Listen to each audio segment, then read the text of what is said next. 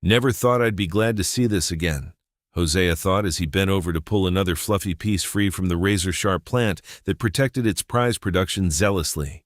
He was happy, though, more happy to be back on the Mississippi Delta picking cotton than he had been 3 years ago when he left it for France and the crusade for liberty that he saw firsthand as a litter-bearer. They weren't too happy to let the Negroes have guns, but they were all right with letting them dance among the shells to pull back the wounded. Hosea felt like he had pulled as many wounded and dead as he had cotton bolls, and now he was just happy to liberate the plants for the white family his people had worked for less than more willingly for 100 years as he was to escape the smell of the gas of France.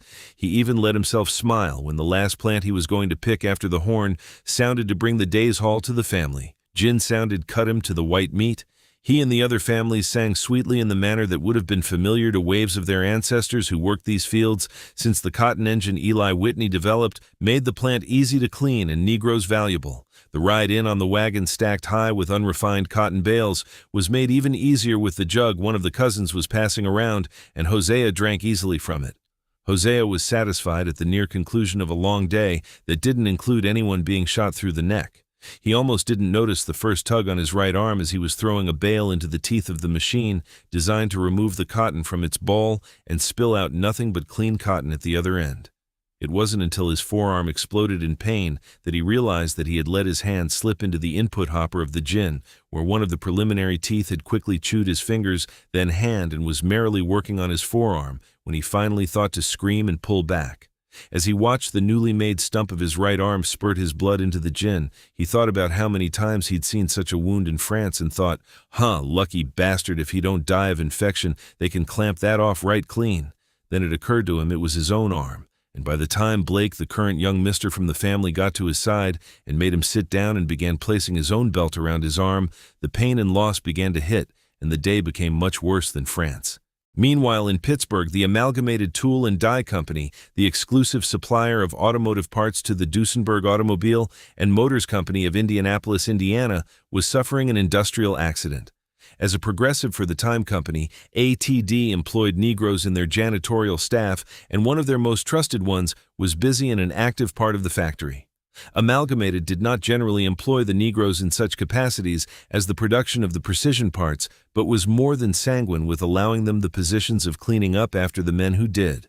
The report that was prepared for the payment of settlement to the Negro and his family read that he made a superhuman effort in leaping to escape the loop of cable that operated portions of the massive forge, and that without such effort, the loop would have closed around his chest as opposed to his legs below the knee, neatly severing both feet.